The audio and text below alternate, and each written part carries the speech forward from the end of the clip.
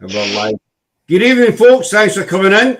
You're all very welcome. I hope you're all doing well. Just say hello to our panel. First of all, we have Ben from the other dimension. We have Rigga from Spig, Scottish Paranormal Investigations Group. We have Jenni and Jeanette, the Supernatural UK. And last but not least, is our Laura, who's down there and over a bit for PIH. So thanks for joining us, guys and girls. Tonight's live is going to be a bit different. We're going to be talking about two things in the paranormal that should not be in the paranormal, basically. There's no room for it. And everybody on the panel has their own kind of experience at what we're going to be talking about. Basically, we're going to be talking about the bullying that's going on in the paranormal and so-called experts. Now, I've said on many a show, there's no such thing as an expert in the paranormal. You can't be an expert in a field that nobody has all the answers to, that keeps changing every single day. Hi, Facebook user. And so we wanted to come together tonight and just do a live about it. As I say, everybody's got their own kind of experience at what we're going to be talking about. So I don't know who wants to go first. Who wants to kick off? Or do you want me to rant and rave first? Hi, on you go, Scott. Hi, Dennis, buddy. And Hi, Dennis. Paranormal Investigations. First time we've seen you, but welcome. Thanks for coming along. So where do we start? We start with bullying. Let's start with bullying because I think this is one of the biggest things that's going on. And a lot of the problem is there's a lot of new teams coming into the paranormal, and they're meeting a lot of crap, basically, for teams that have been in the paranormal for a couple of years, more than that, that think they are better than a new team or a young team, whatever way you want to call it. They start telling them how to do things, telling them they're doing things wrong, and they go behind their backs and start messaging between other teams. I don't get them their crap, they don't know what they're doing. And no disrespect to the younger teams, as we call them, but it can put a lot of them off. It can make a lot of them, it can cause them a lot of problems, basically, not just in the paranormal, but in their own kind of life, because they start to get wound up, they start to get anxious and all the rest of it. And basically, when you see these teams, we're a bigger team, we're one of the biggest teams in the UK and one of the best teams in the UK, etc. They'll probably shut down for us, but to me, that's a load of crap. There's no such thing as the best team in the UK. We are all the same. Yes, some teams might have more experience than others, which is, common sense. If you got a team that's been doing it for 10 years and a team that's been doing it for a year, they're going to have more experience. And, it's a no-brainer. Just to make them a better team. Same as you get these teams that go out and every single investigation they go out and they say, we get evidence all the time. That's bollocks. You don't get it all the time. We all know you don't get evidence all the time.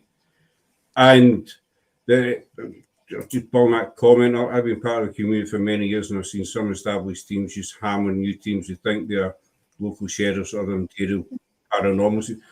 Exactly. They think because they've been in the paranormal longer, they know better and they can just dictate to new teams or younger teams that haven't got a lot of experience, no disrespect to them. They're still learning, and it's just not acceptable. There's no such thing as the best team in the paranormal. You can get a team that's been doing it for 20 years, and they go investigating and get nothing. Then you've got, a wee guy goes out, he's been doing it for a month, and he goes out and he gets loads of evidence. It doesn't. Spirit is indifferent to how many years you've been doing the paranormal. So all this bigger team, better team, do it. That's, to me, it's a load of bollocks. The thing is as well, Scott, it's as you said, you could go, look at a team out there that's been 10 years investigating and whatnot, and there could be a team that's maybe just started 2 weeks ago, and they go to a location and they gather more evidence than what the team 10 years ago, because it depends how they conduct themselves as well. And I believe it's how passionate you are as well. A lot of these big teams, that we'll say big teams that are getting bigger or whatever, they end up going down the entertainment purposes, where it's every location they go to, they get this activity, they get that activity. It's their way or no way. If you do an experiment, it might not be the same as their experiment, so you're not doing it right. But yeah, it depends on the spirit as well. If a spirit wants to take to you, they'll communicate with you. You could go in there thinking, big bravado, I'm the best team in the UK or Europe, and you can go in this location and get absolutely nothing because you're conducting yourself not in the right manner. Where for a team that gets in there that's just started, they can conduct themselves professionally and gather so much evidence. Aye, exactly. You've got can I call you CPI? If we short, I love some of your ideas new teams bring. I may not agree with everything they do, but I encourage them to. Exactly. You know, we are going to get teams out there that we don't like for, you know, whatever reason, one or another, and we might not agree with what they do. But at the end of the day, if you don't like a particular team, then it's pretty simple. Don't watch them. Let them go and do their own thing, whether you agree or not. Sorry, Scott. You know me, I keep butting in. But you have probably been yourselves, you have witnessed it. Now, I've done a lot of collaborations with a lot of teams. And some of these teams, they're all friendly and stuff around my team and themselves. But then when that finishes, they'll message me or whoever and they'll slate the person in their team. Yep. This and that and this and that. And then straight away it just causes conflict. So you're like, well, I'm not going to go and spend X amount of hours looking at that location, X amount of hours travelling at a location, being in Scotland, it rains all the time, so that chance of getting wet to go out and collaborate with this team again after they've been slating each other. Mm. And I've actually been out with a team as well that admitted, well, one of them admitted to faking the Ouija board as well, which when I watched it, I knew they were faking it. And I put one of the old investigators aside and I says to him, they're faking that Ouija board. And he said, I know. But then the following week or two, it came out that they were faking it. So I never ever contacted them again.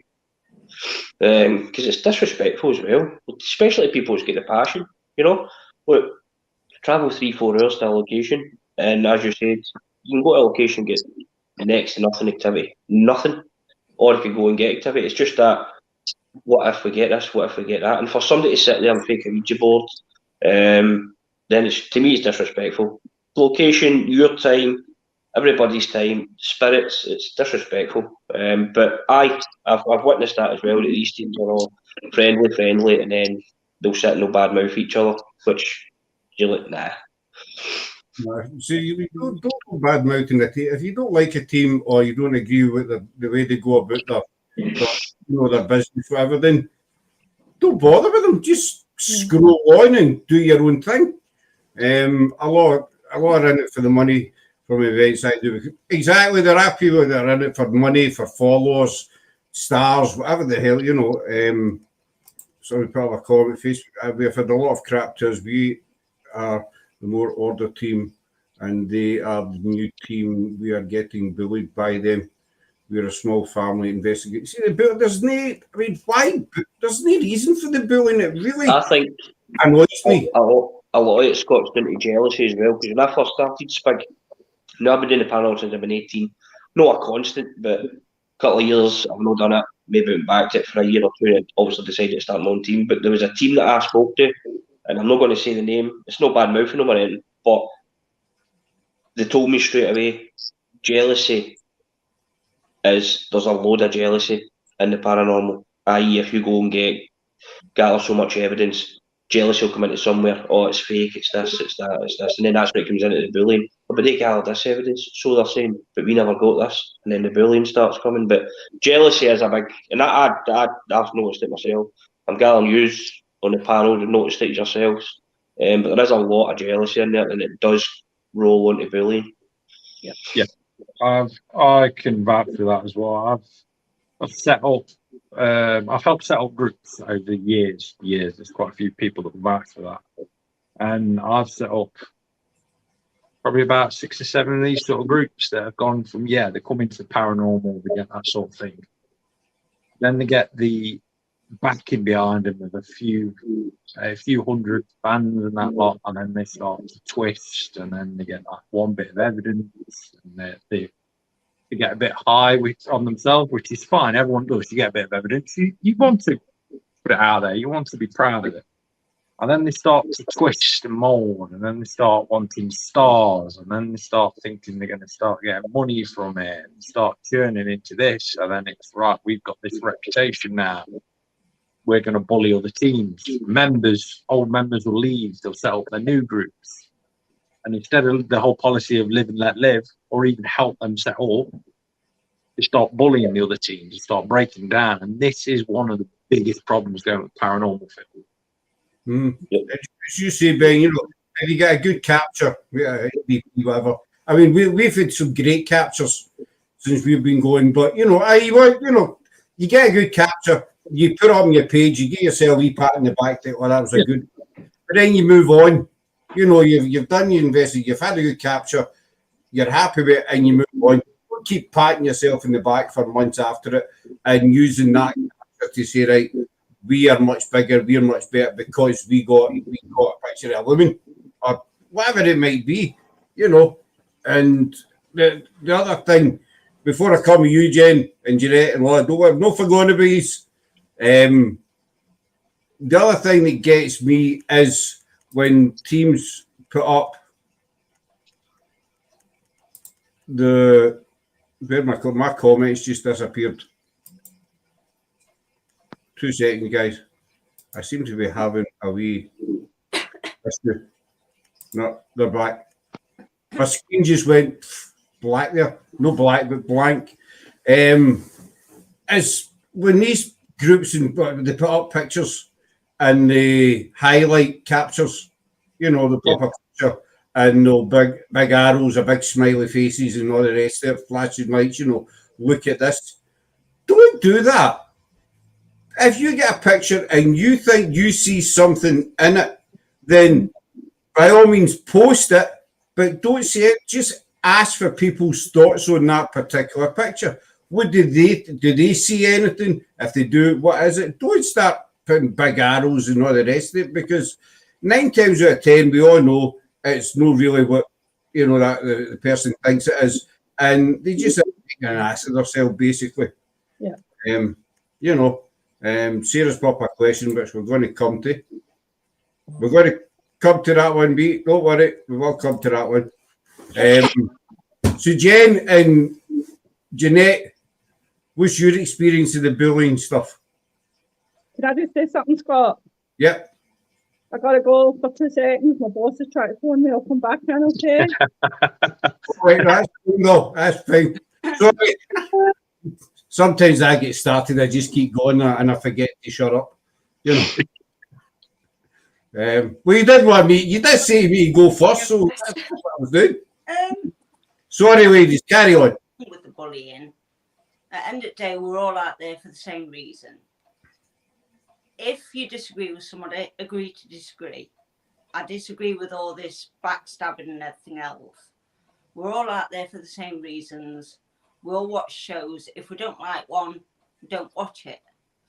But it's when they start making out that things have happened when they haven't. And like me personally, I'm not going to name names or anything, but because I followed somebody else, I got blocked from a group. No explanation or any reason for it. I just got blocked from viewing them. Now, what did I do wrong by talking to somebody that we all knew? No problem in my eyes. It's turned into school playground time, and it's silly, really. If you've got somebody in your group that's maybe watching, another team that you don't like or you don't particularly agree with it, you don't need to block the person. It's all about free choice. If somebody wants to watch another team. Let them watch the other team. It's not affecting your group. It's not doing any damage to you. So what the hell does it matter? This block, as you say, Jeanette, what's the point in it? It's terrible. There's no reason for it. It's school playground. It's ruining the true paranormal, because as I've always said, Scott, and you'll hear me saying this all the time, with the stars and the money and people charging X amount to go to public events and stuff like this, to me, once you're down that road, the money comes first and the paranormal comes second. And I've always said, if my team was to ever go down that road, I would give up the paranormal, because it then gets greedy, and then you realise, oh, I can make extra money. Oh, we'll bring so many public, or do you know what, we'll do a live and get some stars or whatever. I don't know how it works.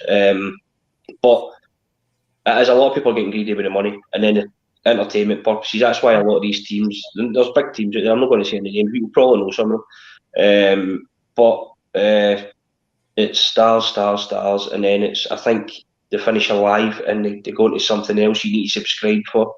And they make more money off it. And every location they go to, there's always a demonic spirit. Always a demonic spirit. Because it's entertainment purposes, that's what it is. And people like ourselves just get passionate about it. And the thing is, seeing you're not investigating, you're still doing a lot of work behind the scenes. You're making a follow-up, or you're looking at locations, you're maybe chatting to other teams to organise a collaboration at a location. You're checking the weather, you're checking where to park, how suitable it is, and stuff like that. But these people are just like, we'll go and make some money, send some stars. And then you get people that does readings, and it's like £15 a reading or £25 to do a reading through Messenger over the internet. How can you generally see? To me, if you were to do a reading in that, you would want that person there in front of you, because then you can kind of read off them. But to do all that, and there's a lot of people there that does that as well. Like, we done a private location the first time, and at the end of it, the owner gave me an envelope with £600 in it, and I says, I don't want any money. And he looked at me as if I had two heads. I says, I don't want any money. He says, you're taking it. I says, look, I am not taking any money. It's a pleasure that you've contacted me on a personal note to come out and investigate. If I was investigating your property, I would be investigating somewhere up the Highlands in the freezing cold in an abandoned castle or something like that. So, but I've always said I would never go down that road, because it does, and again, it does lead on to bullying again, and people following it. Oh, how come you're paying money to watch you on Facebook Live and stuff like that? And I've seen it with big teams, and you read the comments and they're all bitching amongst each other and stuff like that. And I just think it's just a load of gumph. I'm going to put this. I've got other comments to put. I might put this one. I don't understand we're all against making money to Stars Mercy. I know some of you make money this way. Do you not? Do you mean doing these lives? We don't. If Facebook users, if you're talking about doing these lives, we don't make any money doing these lives, because they go to our pages, they go to YouTube and stuff. And we make no money off it whatsoever. I think if you're going to do the paranormal and start a team up, it's on your own.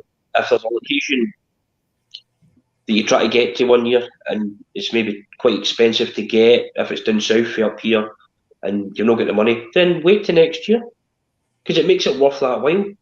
Like when we were away to Dublin 3 weeks ago, or maybe close to a month ago, and everything was paid out of our own pockets. Travel, food, taxis, stuff like that, and it just makes it that wee bit extra better, because you know that you've achieved it yourself, and it gives you that wee bit more excitement when you go to these locations. I have to admit, the other dimension, we do have a Patreon page. We do have people that subscribe to that. However, we make it clear to people that it is used only for funding the page. Once we've got the 20 quid that we require for SteamYard, the rest of our money that we make goes to charity, and we can show that it goes to charity. That's another thing. Sorry, Ben, for butting in. Just as you mentioned, we'll gather this as a podcast goes on. I always like to butt in, right? So when I start getting annoyed, just say stop. that's another thing as well. There is teams that do it for charity, which is a good cause, and as you said, you can prove it. But there's teams that don't prove this, that it's went to charity. They've made X amount of money for charity, and they never ever prove it. They never prove it. But for you said, obviously, you'd prove it.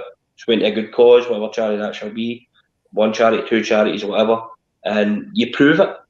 And again, that gives you, it makes it that worthwhile for the fact that you went out and done this to raise money for it to go to a charity, which is helping a good cause. But there's teams that don't show it, and you're like, right, so where's the money? I'm going to catch up with some of these comments. I have to say I love this topic. Thank you. There's a lot of backstabbing in this field. Yes, it's playground stuff. I walked away from my team for the reason they started down that let's make a fortune route. Years ago, when I first joined an existing team, we did nothing but public shows. Then I was informed the director was getting paid and keeping the money. I kept right away. I quit right away. We did a live on this subject 3 weeks ago. That's the one. Personally speaking, paranormal history does not. We don't make any money. You know, we've been running about 2.5 years, and we won the nation way back about a month or so after we started at £15. That was it. Somebody gave us donated £15. We never advertise for money. We never have. We will never ask for stars, donations, nothing, because our mindset is we can't afford to do it, then we don't do it. Simple as. Yeah. This is a hobby to us. And it works along the same principle as, say, you know, if you're into model trains and you love building train sets, you don't go asking people for money to buy you a new train because you're skint. So we don't go out and ask people who are going to give us money so we can go out and do what we love doing. You know, it's just something we asking. We just don't believe in it, and we never will. And that's no disrespect to other teams who do it. Everybody's own thing, but at the end of the day, it's what we believe in. Living somewhere, abandoned castles, etc. We don't do public stuff. We like to do free outdoor stuff. That's what we do. We're Scottish. We're tight-fisted like that. You know, we don't spend a penny. Well, you're tight-fisted. I am tight. I even grudge the pound you put in the trolley at Aldi, even though you get grudge getting it in the first place. You know, we do have merchandise. Which I've just seen someone's comment. Yeah, we do have merchandise. However, we don't get any of the money from that merchandise whatsoever. We literally don't get any money from the merchandise. So that's a separate thing. The other dimension literally makes no money off anything. We don't sell merch. We all our t-shirts, we pay for everything ourselves, even doing these podcasts. I mean, it costs money to do these podcasts because we need to pay for StreamYard to do it on. And then obviously you need to buy your camera, your lights, and electricity is everything. So all this costs us money. We don't ask for anybody, give us £20 so we can do a podcast. It's just to make clear with our Patreon, we charge about, I think it's either three quid. What's that? Patreon starts at £1. Oh, Patreon starts at £1, sorry, and I think the maximum is £3. Well, that's one. You get your access to your private stuff. Yeah, access to everything that we do. So we give a lot back, and like I say, we don't make money off it. It all goes to charity, and I can get, if anyone that is on here that does follow the other dimension wants to know, I can get Damon to send you a list of every payment that goes out to charity. We have a Patreon, but we don't promote it. We don't use it. We put a couple of things on it. I think it was about a year ago. Same as we do have a PayPal, but we never advertise it. We actually forget it's there because we've never ever used it. My team will accept baked goods. Sorry, Jen, you don't need to put your hand up, though. It's no, I'm firing through these comments. I have experienced firsthand. Jeanette wants to say something. There you go. When you was on about the equipment and that, my latest niddle with it all Oh God. is you now see them advertised on their page that they've set Amazon accounts up where you can buy them equipment through Amazon. Oh, that annoys me. What is that about? No. I've bought equipment. I don't even go out investigating. I go out with Supernatural. I take some of my equipment with them, but it's my hobby, so I've purchased it. Why put up for people to buy from Amazon to buy your equipment for you to investigate? It just seems nonsensical. Exactly. It's hey Kathy Doll. We'll come with you, Jen. Just on you up. What do you think, Jen? What do you think to all of this? The bullying and bullying side, been there myself with with my group. Obviously Ben knows about it and everything. And to be honest, at first I was like thinking, why? I'm 19 years old. Why is it all coming to me? Because I'm a new group. Yes, I know I'm young, but I can carry on learning and everything. And I won't name names or whatever. But I even got a threat from this other group to me with bullying. Obviously told Ben and everything, and I was like, "What? I'm scared. I'm scared. I was 18 at the time. I'm scared. What am I supposed to do? I'm a new group. What if they come to the where we're investigating and they start stuff on our live? What's happening?" But obviously all of you have said, I don't agree with it. There should be no point, even if another 18-year-old wants to start, don't bully them, just help them learn and grow and everything. as you say, Jay, you're 19 and you experienced the bullying and it scared you and what have you. And that's not how it should be. And I mean, the worst case scenario, if a so-called big team want to try and bully somebody, then go after a bigger team. Go after a team. No offence to you, Jay. I watch investigations and I think you're brilliant at what you do. And you really want to go after a team, then go after a team that'll come back at you, that will not be bullied, and they'll name and shame you. They'll sit down and do a live and they'll name you on that live. Go after one of them and see how far you get. I don't know if you agree with that or not, but Yep. I've always made it clear when it comes to bullying. If I've ever caught any groups bullying, if I've got the evidence, I will put it out there to show the evidence of what has happened. And I think that's what there should be certain people in paranormal that are willing to do that. I don't care about my reputation. My reputation is what it is. I will honestly, and always have done in the past, is shown. If I've caught people bullying, I've shown the evidence to the entire world and made it clear. Mm-hmm. Face with you, if it's that bad, why do you name the group? We don't name the group for what particular reason. You might get 10 people in this one group, but it might just be 1 or 2 people doing the bullying. So you name the group, you're involving the whole group, and you could be involving 8 innocent people who might know nothing about the bullying. And plus, we'll not name them. But at the end of the day, if we push and push and push, then, as Ben said, they will be named. We've had troll trouble and all that about a year ago, which was sorted out and stuff. And we had some about 4 or 5 months of July time with some troll trouble. But we've not had any major. I chose to do this live. I chose to say Jen and Jeanette, Ben and Rigga, because we all talk and they've all had different experiences of bullying, because bullying takes on a load of different forms.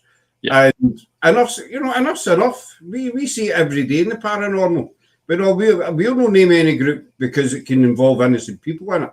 So I think on another stage, Scott, I think if you've got a strong enough group, then it makes you that wee bit stronger as well, because there's so many teams out there, individuals or teams or whatever. I'm not saying every team, that try and shoot you down as much as possible, hoping that you'll just say, do you know what, I'm not doing the paranormal anymore. And that is what they want. I've had so many investigators on the team come and go. And there has been a time when I've just went, do you know what, I'm going to stop. And then that's when I met David and brought him in. And I thought, do you know what, I'm not going to stop, because this is what these people want. And again, it goes down to the jealousy thing. It goes down to maybe getting recognised that wee bit extra, or going to a location that they've been trying to go to and they can't get in, you maybe get extra access to it. I don't know. But a lot of these teams thrive off it because they think, no, there's been a team out there that's Scott, me and you, we were named in it, and the lowest of the low. And to me, that would be the opportunity to finish, just to stay away with the team. But the fact that never done away with the team, it's going to annoy them. So they're going to think of the next stage. Oh, what can we do to stop this team? What can we do to stop this team? And the fact that you don't stop the team, it's just going to annoy them. It'll just annoy them. And that's what I see. Obviously, bullying's wrong, but I believe it does make you stronger in a sense as well. Jed, sorry, Rigga. Jed, with you, this bullying was going on with you. Do you think maybe it's because whatever group it was trying, they say, oh, well, they're a new group and they're good at what they do. So, I need to sort of try and put some pressure on them in case they overtake us, basically. They get more evidence. I'm going to try and shoot them down before they even stand up. I'm not sure, because it was a sort of a different bullying, because we knew the group before. That's where I met everybody, with this other group. I met Ben and Lou and Jenny through them. But then things happened and there was a split. But I was expected to stay with them and not speak to this side. It's like, you can't tell me who I can speak to and who I don't. And then you got But then Jenny got blamed for stealing me. I stole her. She stole me. She went screaming and I stole her, apparently. I was never part of the group. I'd been out a couple of times. Ben knows. And they were supposed to let me know when they were going out local for me to join them. They didn't always let me know. They went down the road and didn't let me know. But then Jenny stole me. See, that's stealing. I mean, you're a grown woman. Do you know what I mean? Yeah, apparently I just picked her up and took her with me. She just stole me. And converted you to Supernatural UK. But do you know what I mean? It was their own choice. You speak to who you want and go out with who you want. They're a lovely group, but luckily we all pulled together and worked through this now. It's a good, strong group. Ben and Lou as well. Ben and Lou are brilliant. We all just sort of support anybody. And that's how it should be. Call him fake. I'm not a lovely person. You are really, Ben. This isn't the face of an honest, innocent person. It is. It's lovely. Ben is. But then in the investigation, you can just be like, "Where's Ben gone? He's just gone." You know when Ben's gone, not to go in the area where Ben's gone. Hey, Andy, buddy. Anne, Scott answered your question. It sounds like you're goading to create further issues. Maybe one of the team have put you in chat for this reason. Is this your previous group, Jen? I actually follow them, and this is very happy. But we're not having any of this drama on this channel. If somebody's in the chat and they're trying to go for an argument, then they're booted straight away. No disrespect to anybody else. No. You will be moved for the chat, and you will be blocked if you're just in to cause trouble. I told Anne to stay away from a certain group. She's getting confused. The group I told her to stay away from is a big group. We all know the name of that group. Every single person in the UK knows the name of that group. It's not that group we're on about. I'm not going to mention his name because if any followers are on here, you know what they're like.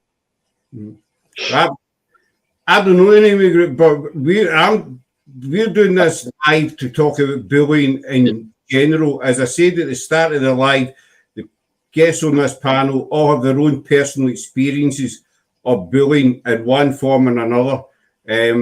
So I'm not need to target any particular group. What I will say to any group that is bullying is basically, if you're doing it, then grow up. You don't want to particularly go and look somewhere else, go and watch other groups. So I don't know if this lady Anne's getting mixed up or whatever, but as Andy said, she's going to create further issues, and we'll not be having that, no disrespect. I mean, so as I say, do you think maybe this is what this other group is trying to do? Maybe keep you, at a certain level or whatever. Oh, is this for us? Mm-hmm. I'm like halfway. Yeah, it could be. I think it's not Jenni's confidence, but her confidence is building week by week, and it's not going to work. Ben will know, because I was always, like, when we started up our group, I didn't want to go in front of the camera. So Ben literally picked me up and took me in front of the camera. I was like, don't know what to do. Don't know what to do with the naked here, because I was always chucked at the back of the camera. When Helps your confidence. So No one in this field should ever have their confidence not. So I was like terrified of going actually in front of the camera and doing what I'm good at. Like even with my pendulum, like I was getting all right with that, and then they just knocked me, and I weren't like allowed to do it. So when obviously Jeanette said, "Oh, you can do crystal," I was like, "I'm in front of the camera. What do I do? What do I do? Oh my god!" But now, in front of the camera, I'll just do a sing song for you all. You see, you took a big step. You've been running since when? April, May time. Supernatural's been running. I don't know if she understood me, does she? You've been on the go since around April time. Yeah, last week of April went it also. Yeah, and starting beginning of May, around my little cousin's birthday. There, April, May time. Yeah. And to start out in the paranormal and get your confidence, I mean, at the end of the day, we Sarah and Gail and that in our team, they're not keen on being in front of the camera. Some people will, that's just the way they are. It's nothing bad, It's just they're no camera people, other folk, I mean, we've been doing this for I hate being in front of the camera, but I've done this for 2 years. And she just like being on camera, Gail's somewhat the same. She kind of camera shy, she kind of shies away when the camera goes on her. It's just the way some people are. And you shouldn't be knocked down for that. You shouldn't be criticised for that. What you lack in one part, you make up for another parts. But as you say, you've got your confidence building again. You're in front of the camera all the time. I've watched investigations. Sometimes you don't shut up, which is a good thing. Thanks. That's a compliment. Shut up, Ben. I think what got us more than anything, Jenni was really good at what she did with the crystals and that. And even watching back then, when they were sort of starting to put her into the background when she was getting good with things, it weren't right in some ways. So that knocked Jenni's confidence. So we've all just had to sort of pull her back in. We know she's capable of doing it. Now don't shut up. So now Jenni's like, yeah, I'm well aware. Hello. I'm here and I'm going to do it. Shut up either. But I don't know why any groups have to bill others in the first place. At the end of the day, we all want the same outcome. We all want to find evidence, and together is better. Exactly, Linda. It's just, I don't think it'll ever be stopped in the paranormal, to be honest. There's always going to be the teams out there that think they're better than everybody else, that think they can push new teams about, basically. I've been out with teams as well, like when I first started, and they're quite well-known teams as well. And you chat to them, you think, oh, they're quite professional, they know what they're talking about and stuff like this. And then when you go and investigate with them, they've not got a clue. Mm-hmm. They've not got a clue, but yet they'll sit and badmouth these other teams because they think they're the better team and the bigger team. But when you go and investigate, they don't have a clue. Aye, that's with rabbits and the deers in the headlights, or whatever the hell the saying is. But this is what I was saying earlier on about, these teams think they're better or they're a bigger team, to number one team. That's okay. We're all the same. Well, but it is.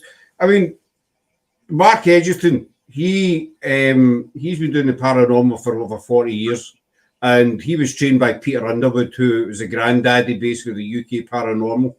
And he said himself, and this is bringing up to the expert bit as well, he says there's no such thing as a better team in the paranormal, same as there's no such thing as an expert in the paranormal. See, this is a guy who's been doing this for over 40 years, and he was trained. His uncle was Peter Underwood. That's who trained him.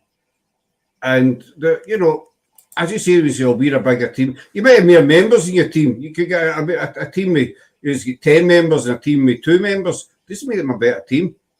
Just makes it,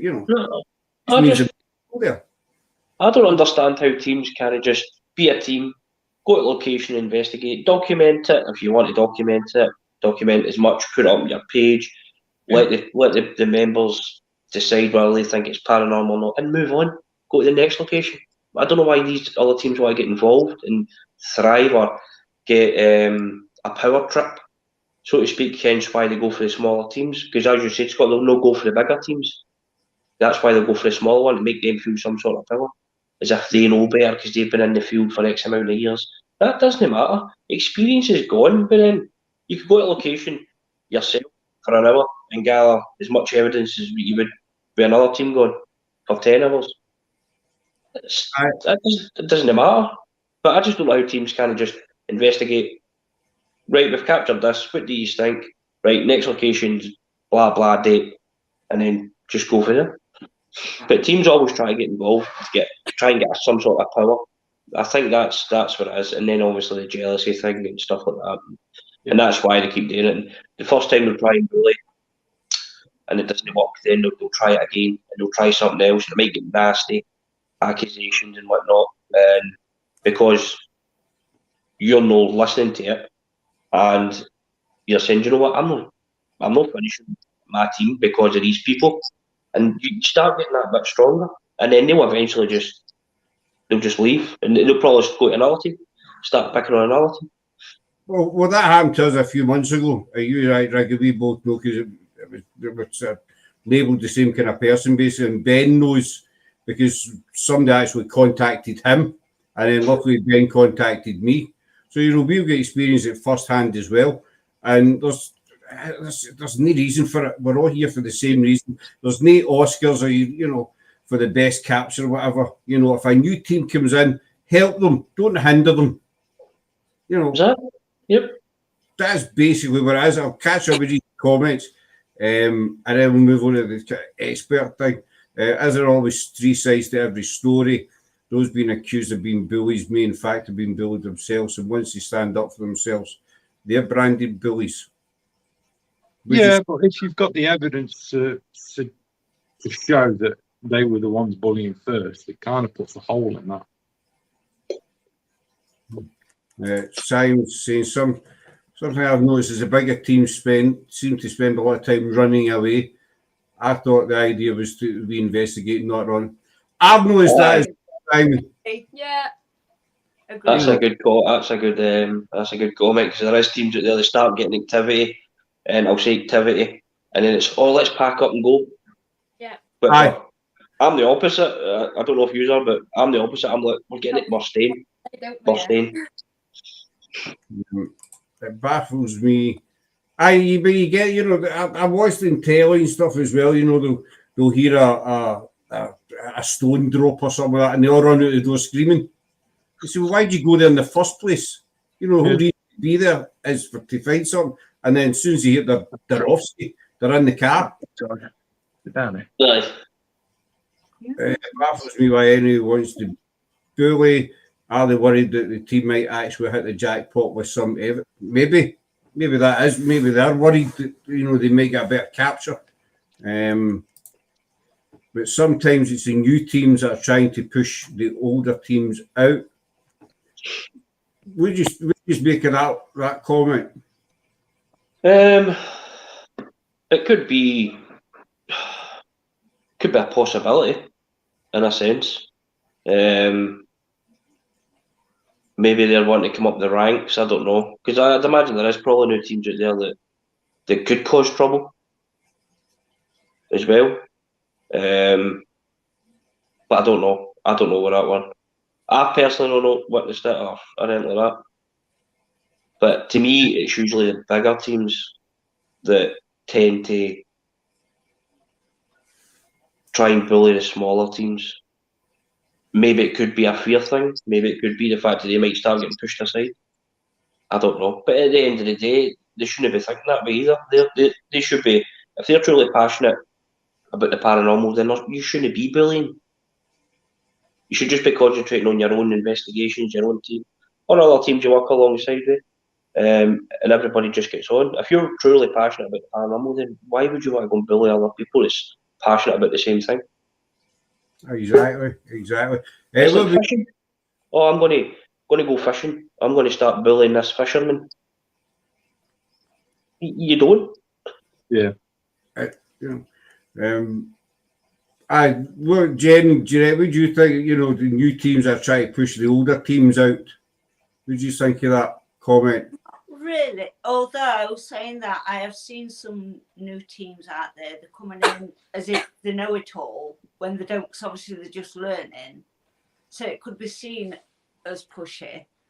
But I look at it as whether you're a new team or an old team, you're out there like everybody else, and people will make their own choices whether they want to watch you or not.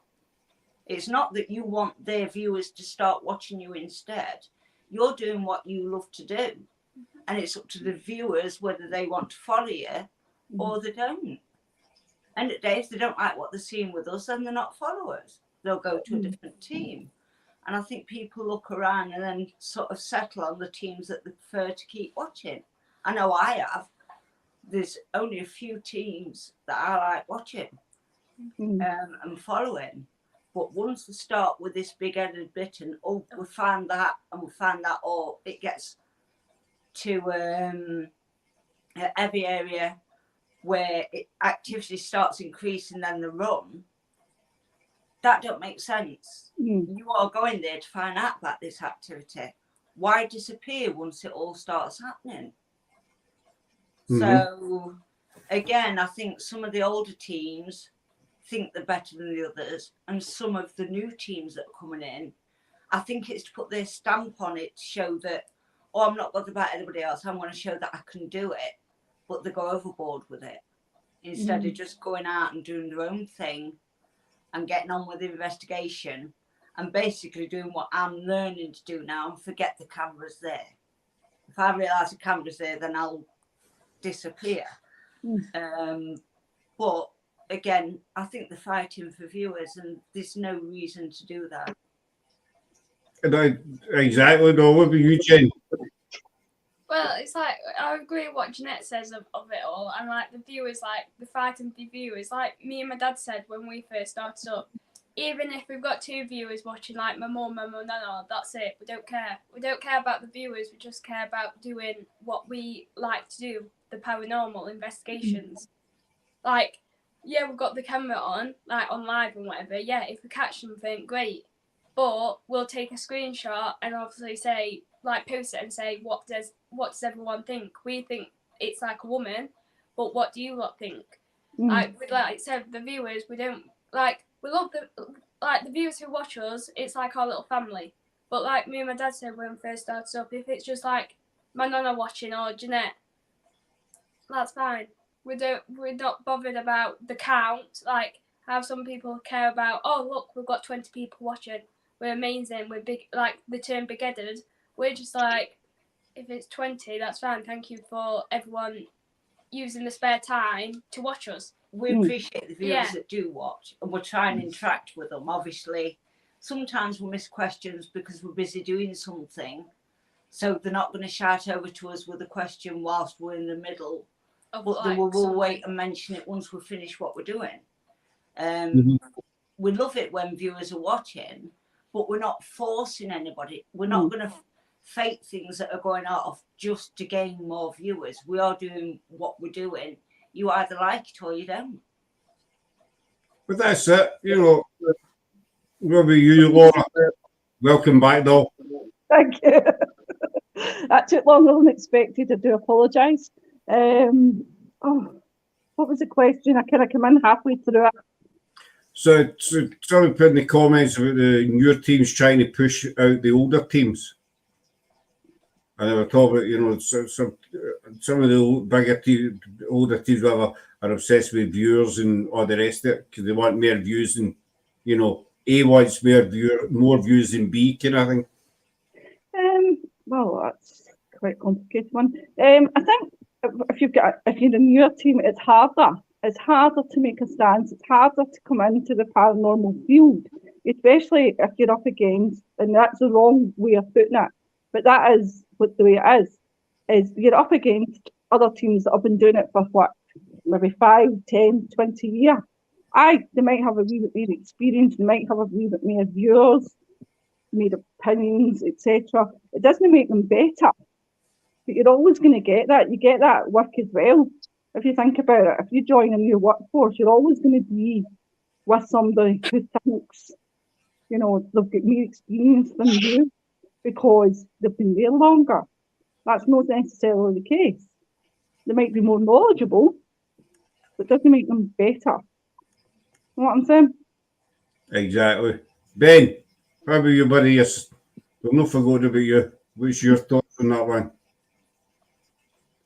Well, like I say, I've helped set up Miranda groups over the years, and I can't understand why when groups split, there's suddenly arguments between them. Because it just, no, like you've said before, and I've always said, and I hate it when people say it, you don't get experts in the field of this. No matter if you've been doing it for 10 years or 50 years, you're not an expert. Yep. It doesn't, you can't define a team by going, oh yeah, we know more because we've been doing it for X amount of years. It doesn't work that way. No, it doesn't. It doesn't work that way. And I mean, the views and stuff, you know, as Jen and Jeanette were saying, you know, whether they get 2 views or 20 views, you know, a lot of group teams, whatever, they're obsessed with their numbers, they're obsessed with viewers. You know, we get 200 views on that, blah, blah, blah. And it doesn't matter, as the girl said, if you get 1 or 2 views, you're not out there to, you know, to create a fan. You're out there investigating something that you're passionate about. It's good that, you know, we try and go live as often as possible, signal permitting. And we like to try and involve people. You know, if people want to watch us, we really do appreciate it. But we like to do it, not so we get more views, but so we can share, so people can see firsthand what we're seeing or hearing, you know, or whatever might happen in that investigation. And I mean, I think I said to you a few weeks back, Jen, but you're starting the paranormal, you know, as Laura was saying as well, these bigger teams, we've been doing it a lot longer. When you start in the paranormal, and this is just my thoughts, you know, when you come out of the paranormal, if you've got a passion, then you go with it. If you've got an idea that might sound ludicrous, you know, but it's up here in your head and you think it could work, then go with it. Go and do it. It might work, it might not work. You know, you come into the paranormal and you follow your own path. You don't follow paths that everybody else has laid down. You can look at other teams and say, well, they did it that way or that way. I might try, you know, doing it that way, see what happens. But at the end of the day, it's your team, your group, you run it the way you want it. If you have got ideas, then go out and do them. Mm-hmm. As nuts as it might sound, you know, people might turn and say, well, that'll never work. Who knows? At the end of the day, it's doing the spirit what works and what doesn't work, if that makes sense. Yep. Yeah. See, Scott, see with just as Jenny and that was saying as well, with the views on Facebook, I'm the same. Well, I like to go live, and so that way, you know, the members kind of get the perspective that we're getting to kind of feel involved in investigation, but it's entirely up to them while they watch it.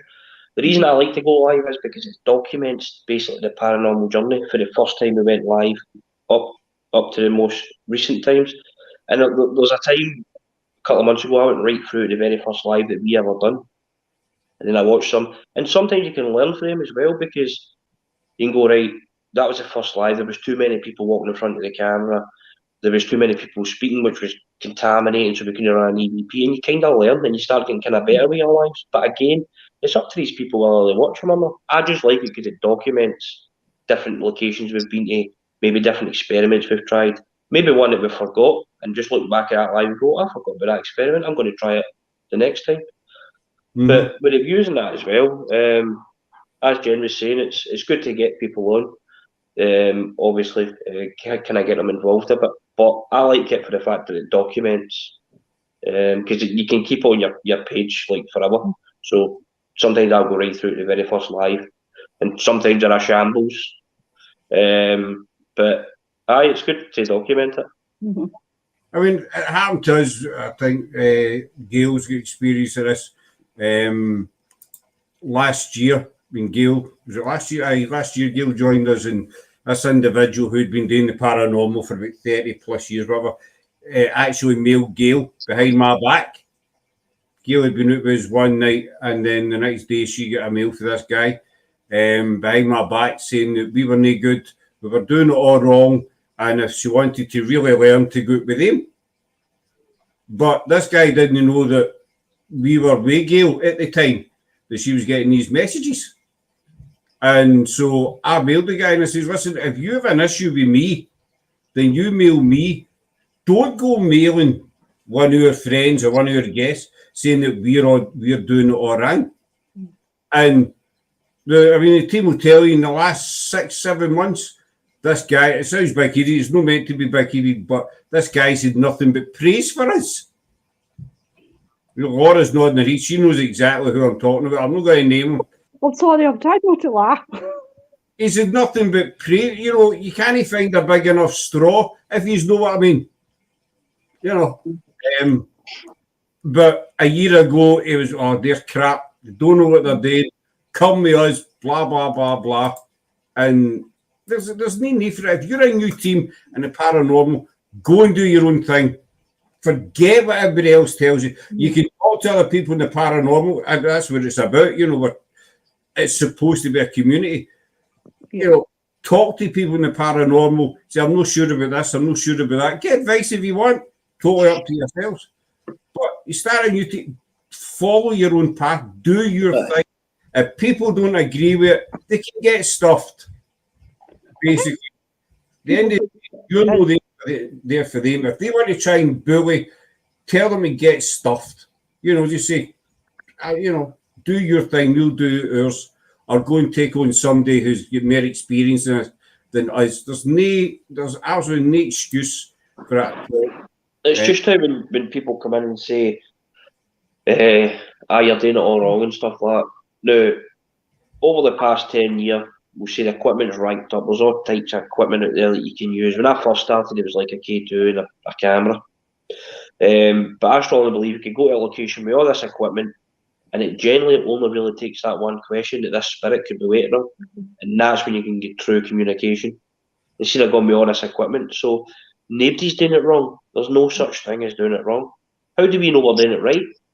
I mean, I've watched Jen, lives, investigations, and they do get quite a bit of evidence, you know, for people who are new to the field, who don't know what they're doing, you know, except they seem to get a lot of evidence. So obviously they've got some kind of connection with spirit that, you know, and they've hit it right on the nail.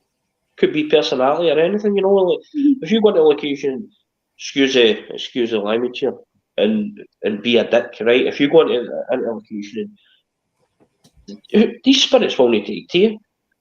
If you go in there and show you're respectful to not just the spirits, to the location as well, and you're asking the right questions, and it just takes that one question that spirit's been waiting for years, or so many teams have come in, and they've been waiting for that one question. You ask that one question, then that's when you get high-end activity. But a lot of these people think they're doing it wrong because maybe they're using the equipment wrong.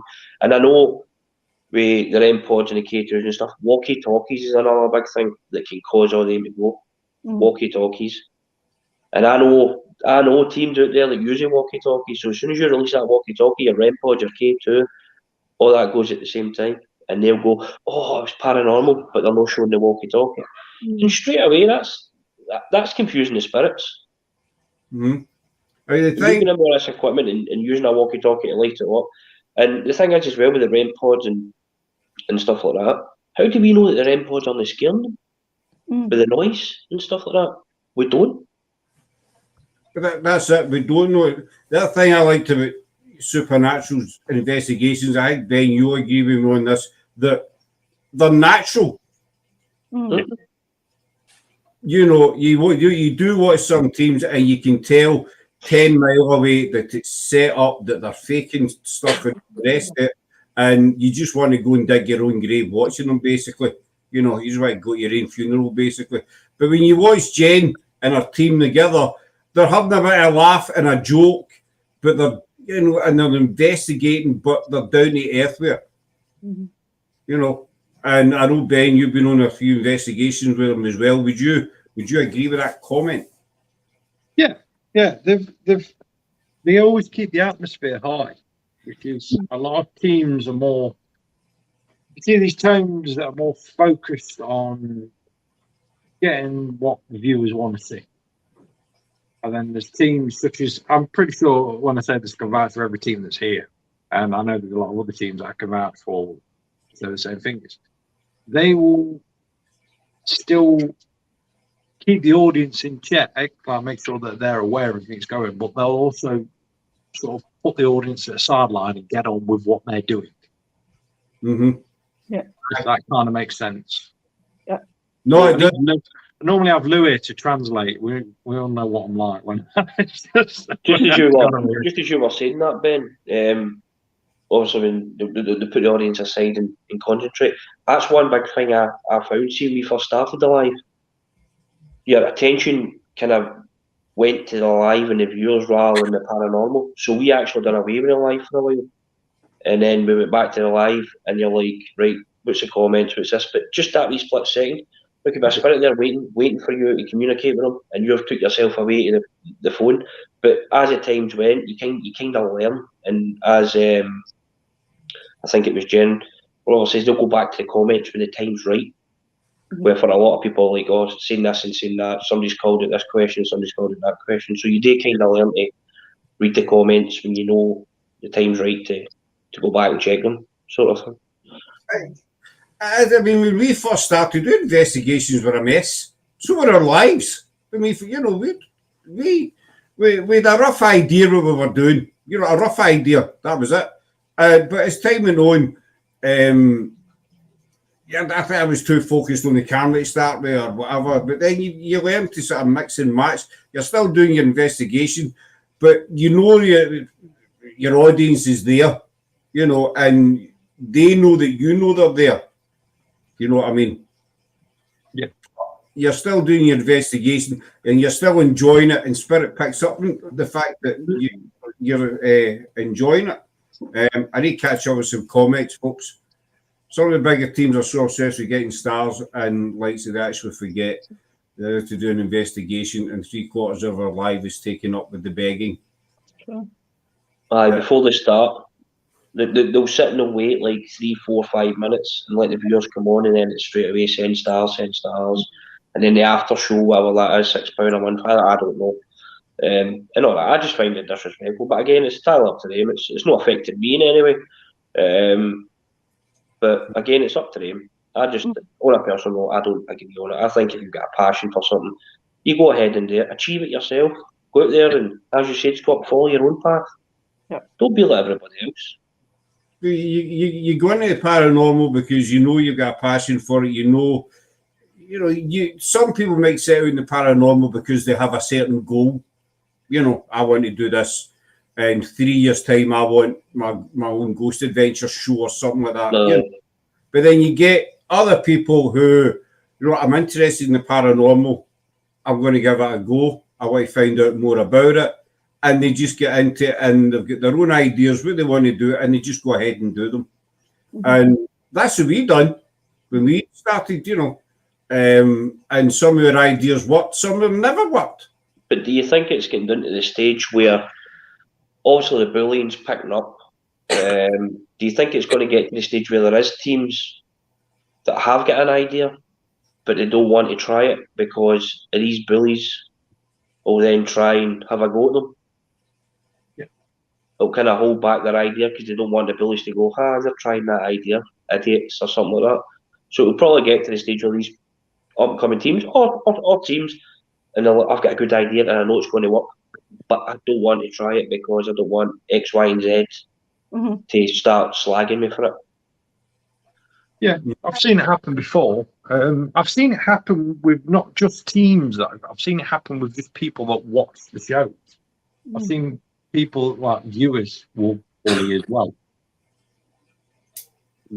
I know it sounds weird saying it's the viewers, but I have seen a lot of people, a lot of trolls now. You get that people will come onto lives and they'll just be there just to stir up stuff.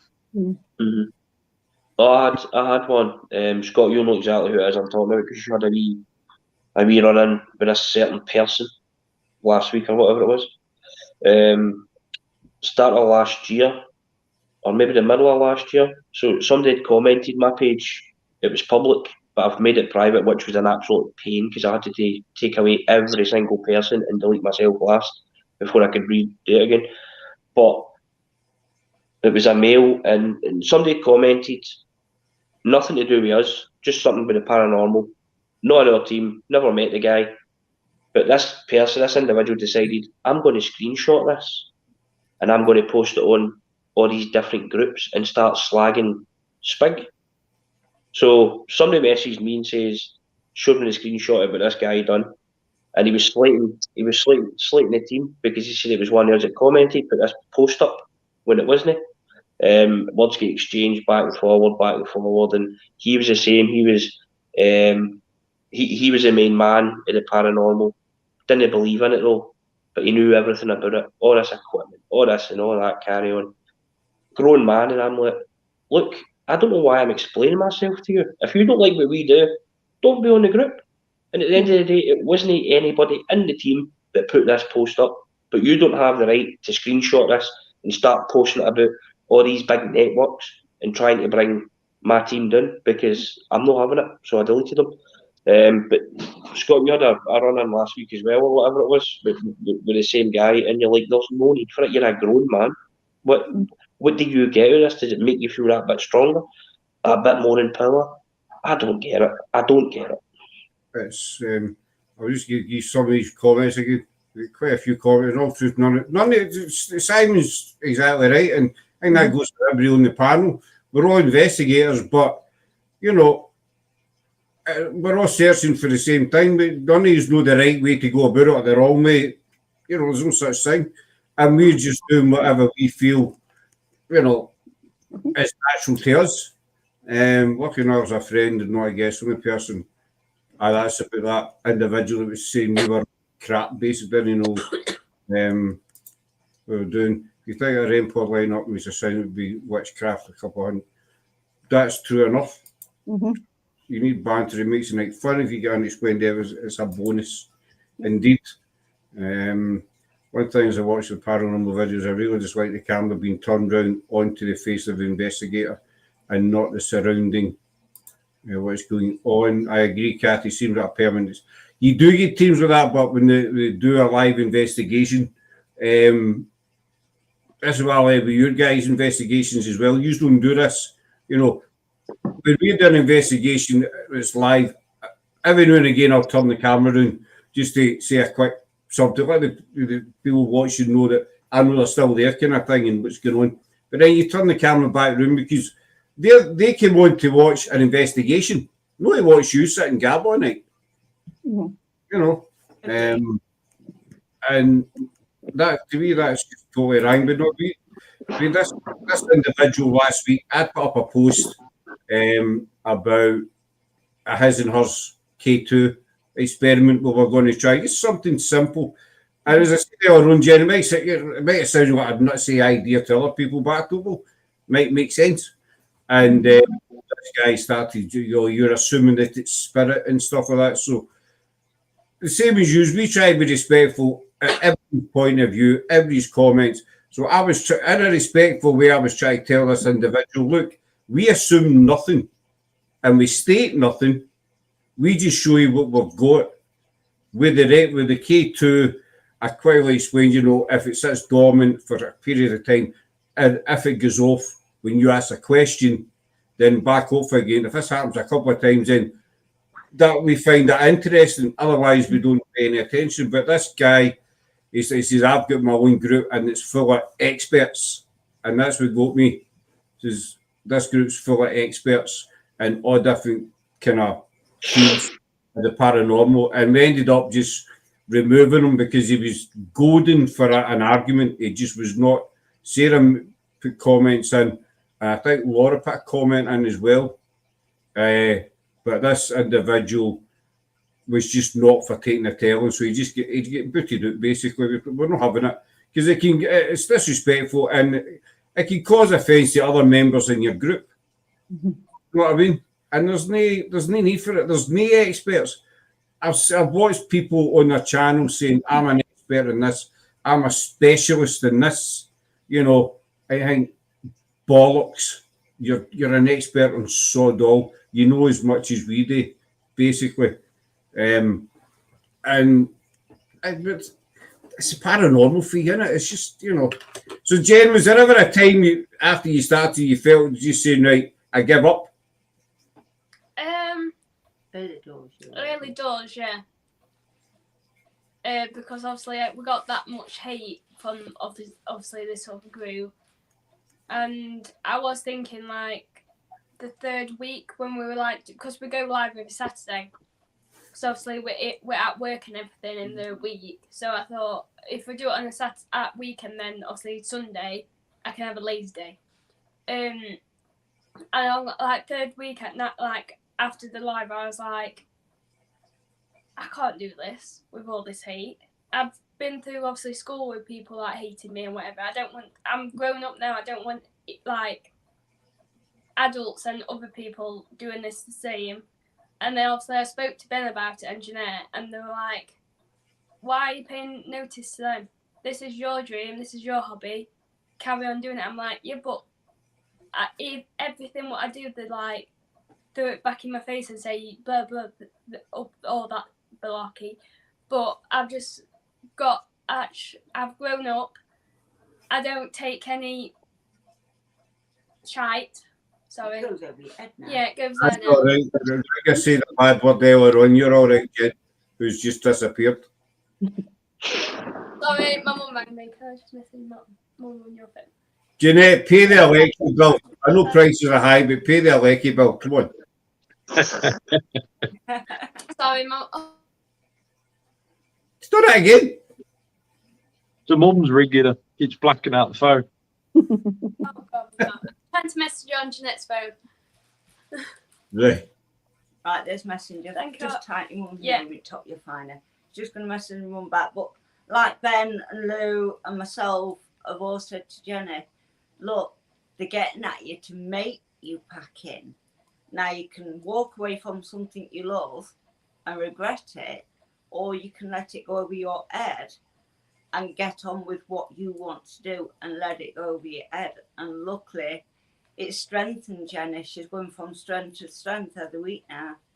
Mm-hmm. And the only true people who's going to suffer is the bullies, because the fact that you're carrying on, investigating and doing what you love, and it's them that's they're going to suffer for it, because they're obviously they want to end your team and this and that, but it'll be them that suffer. It'll But- wind up seeing now that she's carrying on and going forward. We're not bothered if it winds them up or not, but Jenny is doing what she set out to do, and nobody's going to stop her unless Jenny decides to stop it of her own accord. And that's how it should be. That's how the young groups have got to look at it. I either bail under and walk away and not do my dream, or I ignore them and do it. So is it still carrying on? No, the bullying's not carrying on anymore. It stopped, luckily.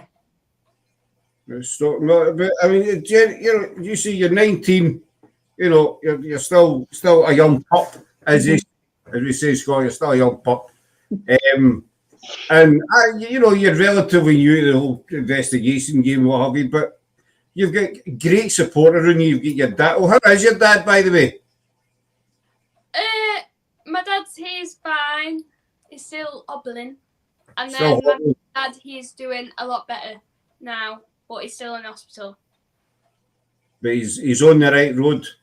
Yeah, but he's been eating now, but like obviously no food what's mushed up. He started eating now, but he can have just so much of it, but he's still on his feeding tube to make sure he's got like a full tummy and everything still. Yeah. As long as he's on, you can pass on your regards, please, Doll. As long as he's on the, he's on the up, and that's what counts. But I mean, you've got your dad, you've got Jeanette, you've got Ben. Sorry, Doll. My dad, it's so funny. I love bullying him with his crutches. I know we talk about bullying, but I'm allowed to bully my dad. We're missing Aye. But I mean, you've got a fantastic support network, don't you? You see your dad, you get Jeanette, you've got Ben, you've got Lou, and you do enjoy. You can tell you enjoy what you do. You do enjoy investigating, and he's a natural. He's not that I'm not any film critic or anything like that. Look, I'm not trying to say it. I'm just sort of, but as Jeanette said earlier on, you get teams that you start to watch and you enjoy watching them. And then you get other teams, as I said, pants go away. And you're one of the teams that you enjoy watching. So you make a point of, Supernatural UK's out this Saturday, I'm going to watch it.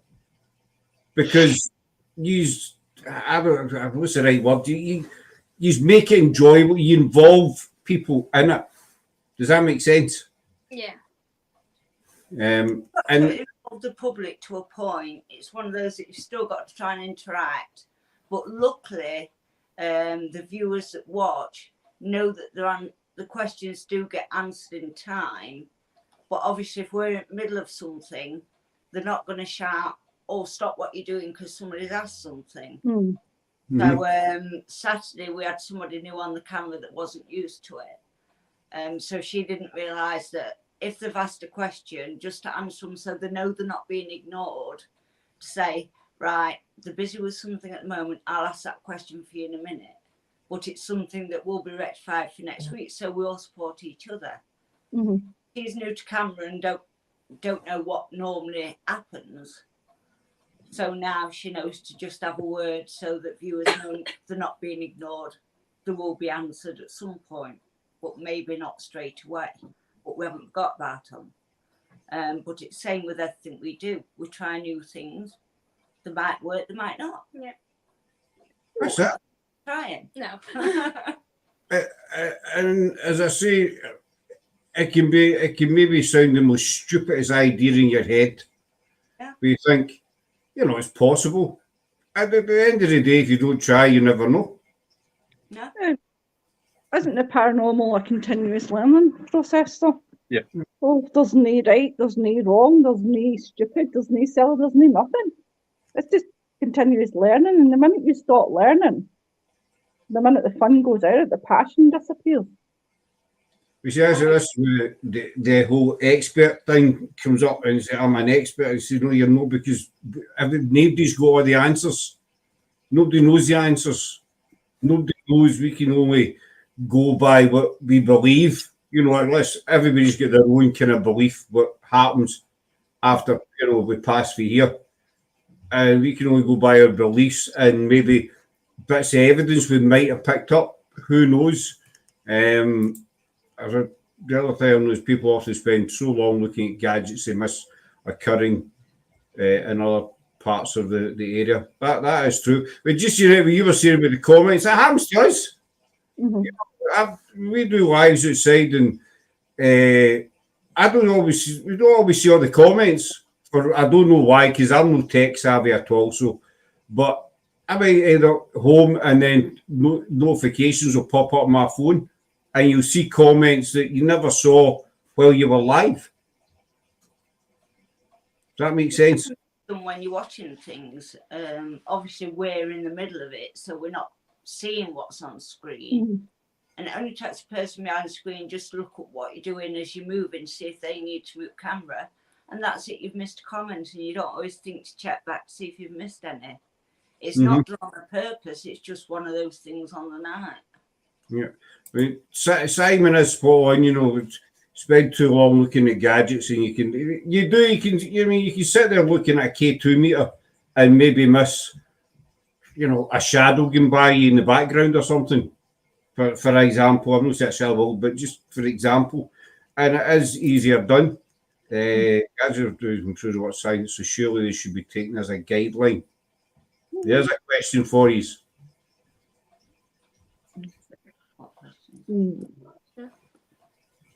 Gadgets. I partly agree on that comment as well, because I know a lot of equipment can be affected humanly as well, and you can't fully trust every bit of equipment.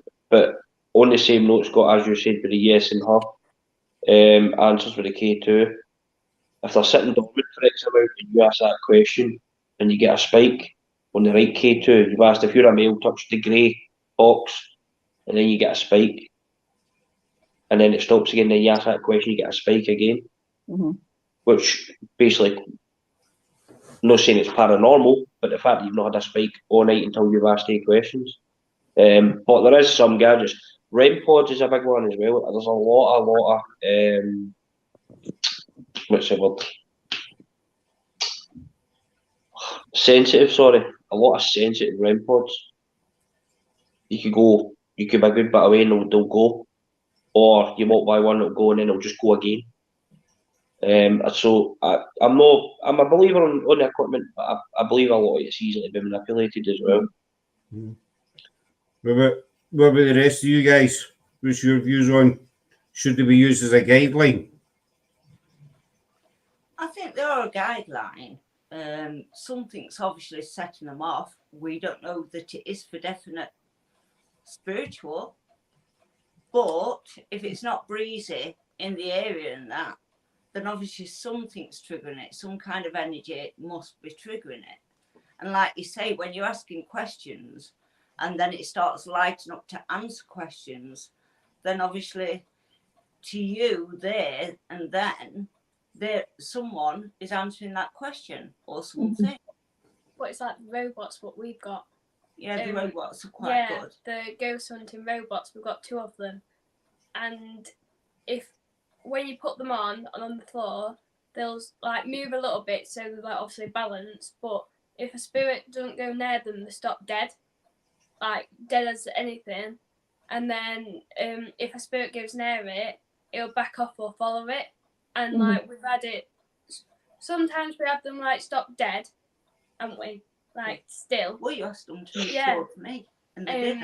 And then on Saturday, like obviously we said, if there's a spirit who wants to go to Jeanette, make one of the robots move to Jeanette. It stopped dead at first, like at the moment, obviously probably looking around for Jeanette, and then we'll like counted down from like 3, 2, 1. It literally like flew itself to Jeanette and then fell. And I was like, well, how do you explain that then? It was just strange how it happened. It actually turned and it came towards me. But there's no like remote controller or anything for them at all. We can't say it was just strange. There has been times where, with the equipment side of things, we were at a location and one of the cat balls was gone, and then the REM pod next to the cat ball was gone. So we thought, well, we're getting a response here, until I put the torch, and what happened was it was a mouse. So it was a mouse.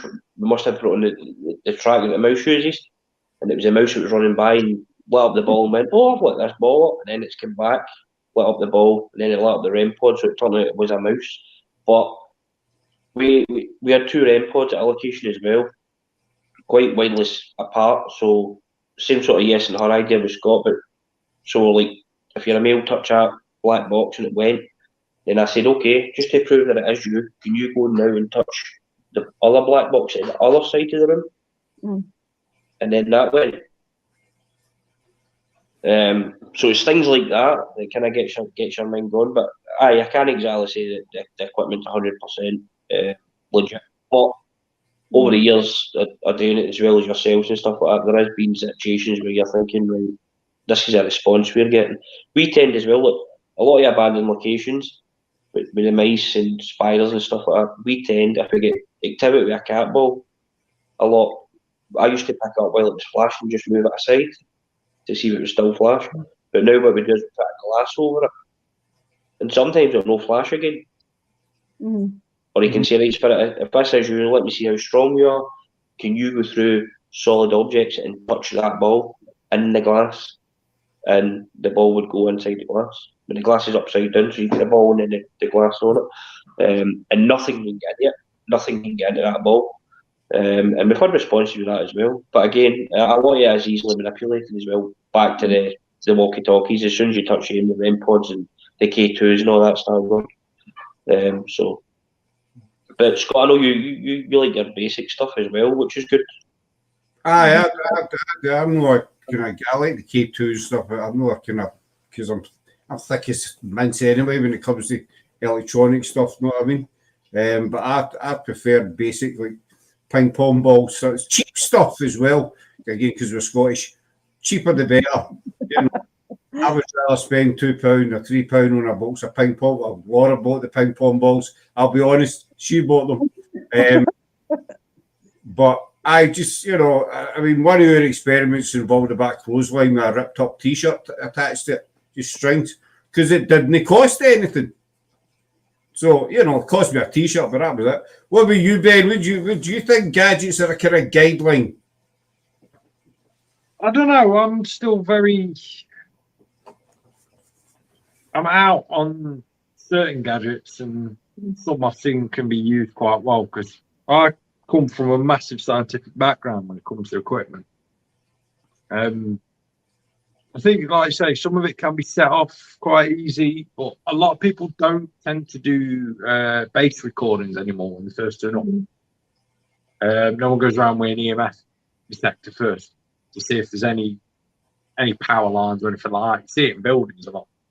I've seen loads of groups do it where they won't go around and get measurement of where things are first. We're actually, I admit, we're actually guilty of that. We don't do that. We should actually make a point of to do it. But there's a lot of people that don't. It's not a bad thing, but it's always handy to get your first measurements of a building where you are. I think we've done that once. We did a couple of weeks ago because we were going out and doing our first boat investigation, weather permitting, this Saturday. So we were doing to the boat, I think 2 weeks ago or something. Because Edward, the guy that owns the boat, suggested come down and try the K2 and see what, because also there's a lot of electronics on it. So we'd like to see what, and it turned out nothing interfered with the K2. So that was, I think that's the only time we've actually done it. It's something we never ever think of doing for whatever. You see, none is a perfect. None is a perfect. What about you, Laura? No fan of gadgets, to be fair.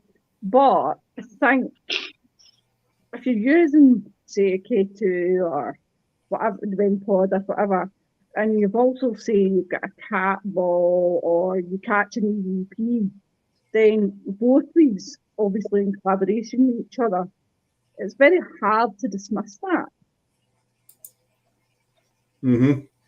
I'm just putting up some Mary's call the best tool as you. It is hard to dismiss some of it. If you get a K2 meter that's been sitting for 20 minutes, and then you ask a specific question and it goes to yellow. You say, can you make that go? And it goes to yellow, then goes off again. And then you say, can you confirm again, whatever? And it goes to yellow again, then goes off. And then it sits dormant again for a great length of time. How do you explain that? Because nothing's changed in the environment. It's still been sitting on the floor or table or wherever it is. It's things, I don't, it's not 100% certain electronics and that, but as Simon says, the best tool is you. Agreed. You know what you feel, you know what you sense. Thank you for answering. And yes, I agree, in certain occasions, like you mentioned, would agree there could be other worldly intervention. There's always going to be, some can manipulate it or whatever it is. At the end of the day, we do what we do. and we never state it's paranormal. And I don't think you should. What do you guys think? You know, I know there's a lot of teams out there that do. A lot of teams out there that put pictures up in big circles around what they see and all the rest of it. No. Useful thing. I've always, with the equipment side of things as well, like, even if it's an end pod that's gone and stuff like that, I'll always try and debunk that, because it is a possibility. It could be something that's caused it to go K2s, even though if your phone on flight mode, there's still a possibility that you caused it. So I'll always try and debunk it. But I don't really like classing everything as paranormal as such, because then everything would be paranormal then. You know, so I like to try and debunk everything. I.e., Scott, with that door at that certain location, you were there for about an hour trying to debunk that door. And then at that stage, you sit and think, well, maybe it is a possibility that it could have been paranormal. The fact that it happened 3 times. Luckily enough, we captured it. But you know yourself, we tried everything with that door to see if we could shut that the way that shut, and we couldn't. Mm-hmm. It didn't work. We couldn't debunk that again. I'm not saying it's paranormal. We just say we can't explain how But it gets your mind going. You know? Well, you girls the posting stuff up and claiming it's paranormal and stuff like that.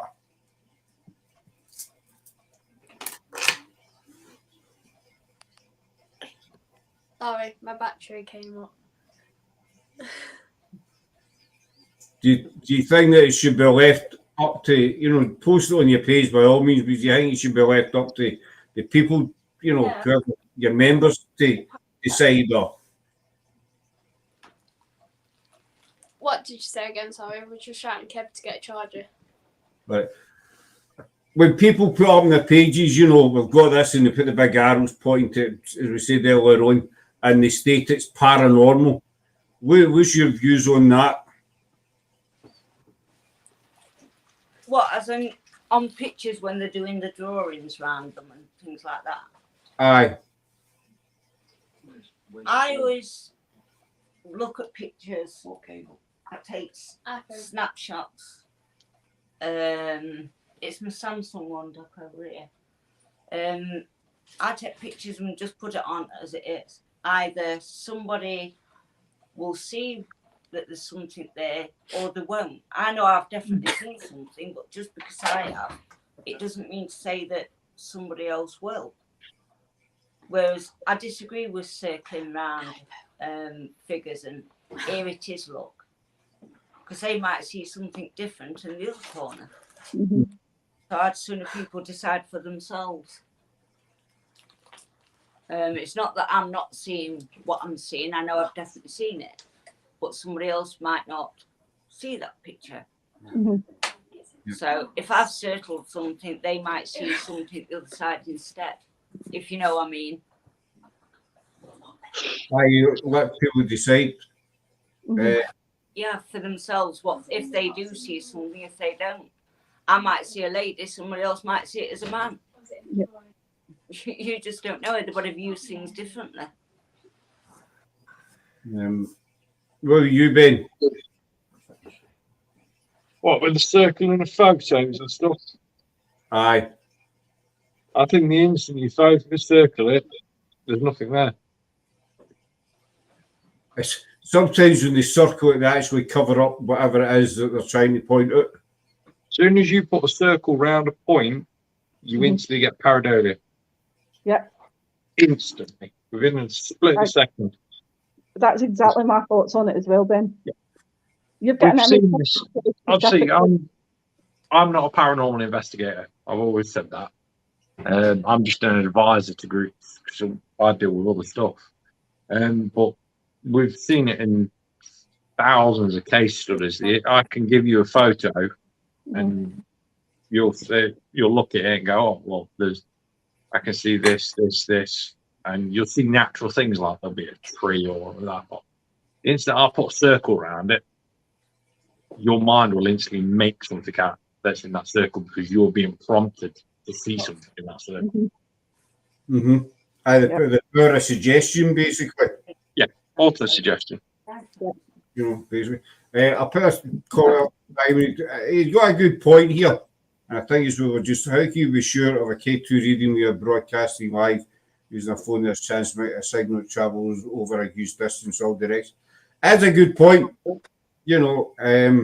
And as I tried to explain to this individual last week, we know the K2, you know, 101 times can interfere with it. This is just my thinking. Also, like the rest of the panel, your opinion as well. My thinking is, we always try to go live, and if we get a K2 meter sitting that's dormant, as I call it, for a length of time, and then we ask a specific question, and we say, can you make that go to yellow? And the K2 goes to yellow, and then it gets back down again.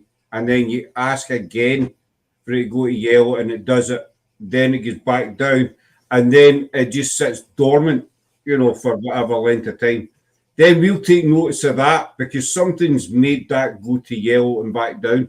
You know what it is, we don't know. But I will have the K2 flicker randomly on and off, and we don't take much notice of that because we know phones. We always try and keep the phone at a certain distance away from the K2 to try and avoid that. But it's a work in progress, really, isn't it? And what you'll get as well, back to the location that we were at with yourself, Scott, was there was two K2s beside each other, and at one stage they were dormant, as you say, and then one was fully spiking, but the other one wasn't spiking. And then we swapped them over, and then the one that was spiking originally wasn't spiking, but the other one was spiking. So why was two of them not spiking at the same time when they were side by side? That's true enough. It's one of these questions we can't answer. I think usually, on a personal note, I think the best bit of equipment I like is the EVP because it's there in black and white. If you're there with a group of people, you're asking questions, you're waiting 10, 15 seconds, let the spirit respond, and then you ask another question. And in that silence, but when you listen back to it, it's what you get coming through the part that was silent. And you've witnessed it yourself and all. We've had some crazy stuff coming through. There's a time as well we one experiments was the spirit's eye with the board, but a whiteboard, and we'll ask people on the live to give us any number. And we get a 6 and we get a 4, so we made it 64. But we ran an EVP and we said, Spirit, look at this board that I'm holding in my hand and tell us the number that you can see. Silence for 10, 15 seconds. Listen back to it. You hear me saying, tell us the number that you exactly see. And we get 64 that came through the EVP. Stuff like that is hard to debunk. So, Jenni, how reliable do you think the K2 is? K2. The K2, that's one with the aerial thing on the top. We found on Saturday, because we've used it a few weeks, and it's not actually gone off. Saturday night, just before we started, it went off. Yeah. And then went live, it didn't go off. And then so far through, it did. And no one was there. Nothing had changed. There was no wind. We even walked over there in case a breeze had started. There was nothing there. Then it went quiet for ages again. And it went off. I think we even put a ball with it, didn't we? Yeah. And we got the ball and the K2 going off. There was nothing in the area. There was no grass blowing or anything else. So there must have been some sort of energy there to trigger it. There's no other reason to do it. As we've shown them, we've put phones near it and everything. It doesn't pick phones up. We used the EMF on Saturday, and it was outside of Jenni, and it started flickering to show that obviously something had come to the side of it. Automatically, Jenni pitched up, put it near the equipment she was using. It went off, never did anything. Didn't have a phone either. So. Put it back to the side of her. It started flickering again. So it's one of those that you'd like to have say it's a spirit, but you can't for definitely say it is. But there was nothing around there that would set it off that we was using. So something's obviously set it off. If nothing physical in the surroundings has changed, then what has set it off? You know, I think it's a question you go to ask. Ben, you says you're not an investigator. No, I'm not an investigator. But you do know a bad job anyway, though you're not an investigator. I've never been an investigator.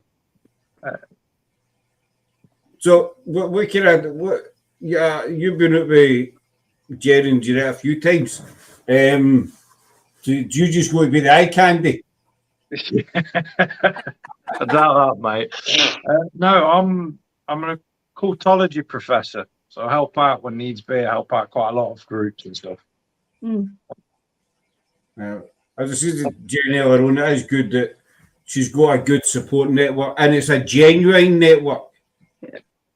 She's got. I think that's the most important thing, because let's face it, there's so many fakes and stuff out there.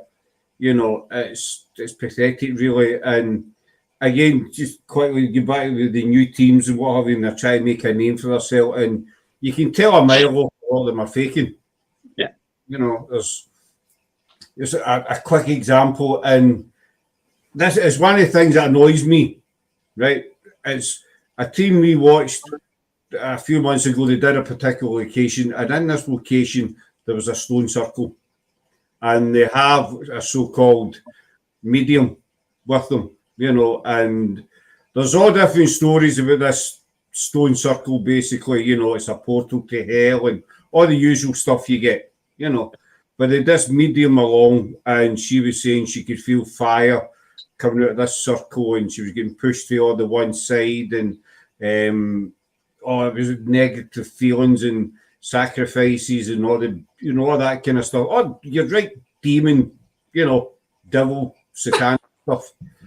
I spoke to a very reliable source the following day who informed me that this stone circle had been placed there in 1984. Yeah. It was just leftover rubble from another location. And the owner thought, what am I going to do with these stones? And so he decided to make a wee circle for effect, as you do, you know. But you this individual, and you know, Satan was coming through this thing. He was coming to get you, basically, you know. And I'm sorry. Laura knows what I'm talking about, and I think Rigga does as well. But it's stuff like that. You're sitting watching it, and you want to say something, you know. And yeah. Well, yeah. There's quite a large, well-known group that I know of that go to a location and claim it is an old monastery. That there's these spirits that are witches and monks fighting each other. There's a reason they never pan the camera around, is due to the fact that if they pan the camera up, you'll see a whacking great sky crane from it being an old mining repair unit for the lorries. Ben, are they on YouTube by any chance? Oh, they're on YouTube, Facebook. I have no shame in mentioning their name. Can I ask, is the male American? Oh no, they're English. They're not far from me. Right. They like fire extinguishers. They're friends with them. Right, aye. I think their team is led by one person, and has a 3 initial name. It's recently been done for pretending to be military. I know exactly what you're talking about. Oh yes, I know exactly who you're talking about. Yeah. Everyone will do as soon as I mention that. He's renowned for supplying the BS when it comes to the paranormal field. I watched one, and there were a haunted forest, and it turned out it was next to a pub. Yes. And the forest was 20 foot up 60 foot, this forest, but it was a big, massive forest. It was just a wee bit of woodland next to a pub. I know exactly what you're talking about. Yeah, we've caught them in, because I used to spend, well, I still do spend most of my time around the Peak District. I know every location they go to in the Peak District, and I can give you the full information on every location ever. And it's the thing as well, but I don't watch them. Sometimes I'll do because I like a laugh. But they put a lot of their personal stuff as well. They chat a lot about their personal stuff, and I'm led to believe there was a guy in the team that they actually brought like personal stuff in about him, and that affected him quite bad. He's not in the team any longer, but they actually brought up like his personal everything about him and made BS up about him basically. But I know exactly who you're talking about. Yeah, I thought you would do as soon as I mentioned the name. This is, you know, and it's some of these people that are doing bullying as well. Oh God, yes. You know, and I mean, see, the one I was talking about was the two mediums. I'm sorry, I forgot about this other one. And she was saying there was babies buried in the walls and stuff. Yeah, that location again was BS. I've got no problem in saying the location that they actually go on about, which is at 9 Ladies in the Peak District. Down on the lower ground is an old quarry unit. You can see all the old quarry stuff there. But they claim it's a monastery, even though there is the original sky crane for lifting engines out of trucks. Oh. So, who's worse? Is it the viewers or is it the team? Because what gets me is these viewers that believe this. They have a very, very. The problem is you can get a team that will have some viewers that will 100% follow them, even if they know they're wrong. They will follow them 100%. Because let's face it, no one likes to have to admit that they were wrong. I want to say with a particular team, I stopped watching them because of how they are on camera. But my daughter still watches them occasionally. She says she watches them on nights. She could do with a good laugh. Yeah. She only watches it on nights when she really wants a good laugh because she can see it's all put on. The location Ben's been on about, we've been to it twice and we know what it is. The first time was really overactive. That was weird. But the second time, when we went with Ben and Lou to the 9 Ladies, we went down there and it was quieter. But there's no way it's witches and monks. No. Nowhere on this earth. It's always, you know, I told you about this one, Ben, the other week when I was on your show. It was about the woman who claims she's made Marion reincarnated. Yeah. You know, and she's convinced she goes into Sherwood Forest, the spirits bow down to her. You know, because of who she is. And she was saying that, you know, Robin Hood made Marion and they get married with the Merry Men and stuff. You know, and people believe, but Maid Marian never existed. She was made up. You know, but this woman's convincing everybody that she's Maid Marian and she also gets possessed by an alien spirit. An alien spirit down for the spaceship and, you know, does what he wants, basically. I don't know, whatever alien spirits do. And then he buggers off again. And then I was telling Ben that she'd done a house clearing. There was 6 demons in this one particular house. And one afternoon alone, she got rid of 4 of them. And then she went up in the loft. There was another 2. She got rid of 1. But there was another one decided, you know, bugger you. I'm staying here. I don't like to move. And, you know, obviously it's Ben's kind of field, demonology, what have you. But 6 demons in the one house, you know. And she said, we've been going at it all day. We get rid of 4. They're away. They're gone. Just got another 2 up there to deal with. But people are believing this crap. And the thing is, it's the owner as well. If you're going to a private location and you're saying it's got this demonic spirit, 6 of them, how's the owner going to feel? Yeah. It could be the first time they've experienced somebody coming out to their house. If somebody came into your house and says, you've got 6 demons here, you'd be on the first ferry, you know, wherever. You'd be off. North Pole, wherever. I'm off. I've got 6 demons in my house. Yeah. You know?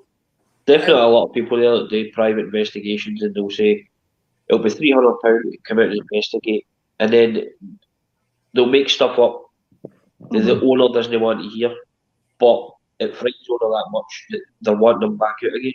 And then they say, right, we'll come back out, it'll be another £300. Oh, hold on, that's 2 o'clock in the morning, it's going to be an extra £50. And then it just goes through there. See, I give them a direct answer, but you personally believe they'll just say it's this and that, so then they get back out and make money again. Yeah, what's the problem? The word demon sells. So all it does, just sells.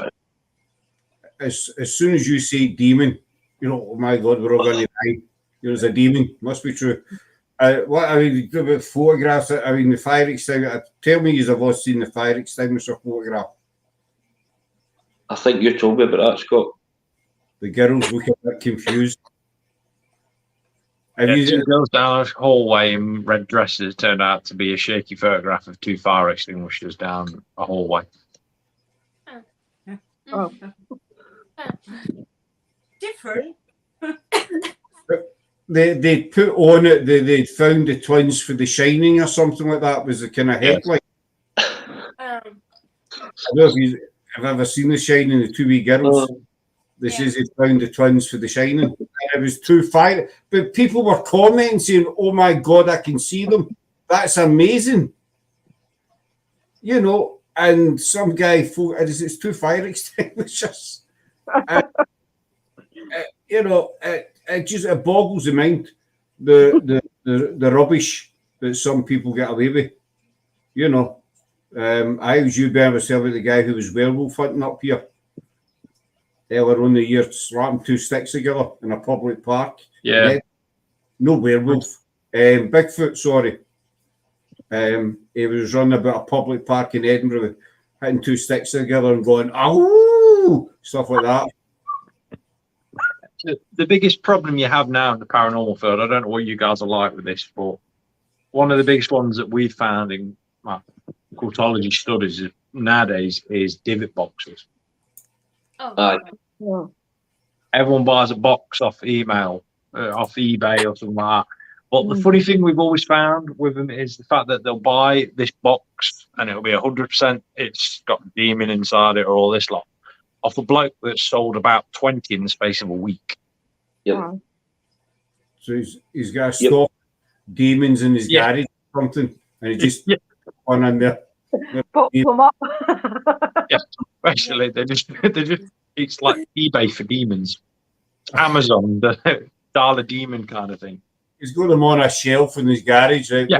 Right, come here. You know, it's just ludicrous. You know, I wouldn't know any demonology. No offense, Ben, but you know, I know. Demonology. What?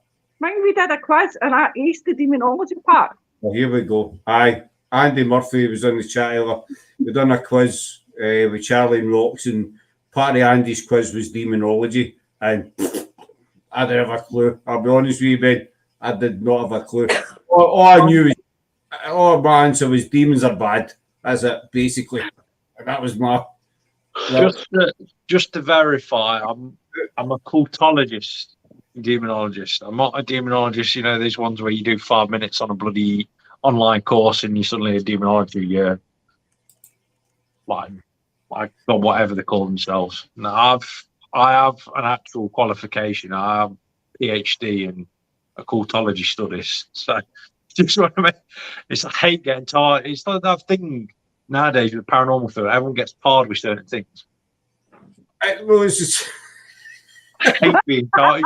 You know full well, Scott. I hate being tired with that brush. Demonology. As you see, this clown that was in this, she was saying she was an ordained exorcist and what have you, you know, and she was up in the loft saying, I order you by the power of the divine, no, the power of God and the divine, go away. That was her ritual for these demons that were standing there, you know, giving her I'm not going anywhere, hen, you know. But I know you hate being tarred with that kind of that. It's because the likelihood of you ever coming across a demon is like 0.00001%. Call Ben. Get Ben on the line, and he'll come on his motorbike to save you. Aye.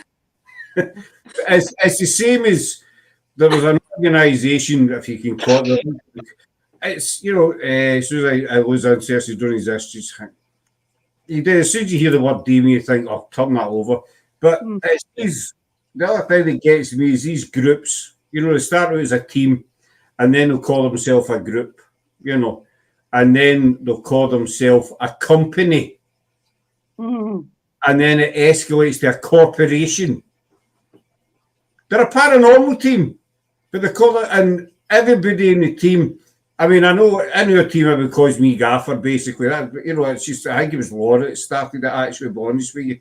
But, you know, I don't see ourselves get, but they've got, you know, they've got CEOs, executive CEOs, and all this malarkey. But they're a paranormal team, but they're calling themselves a corporation.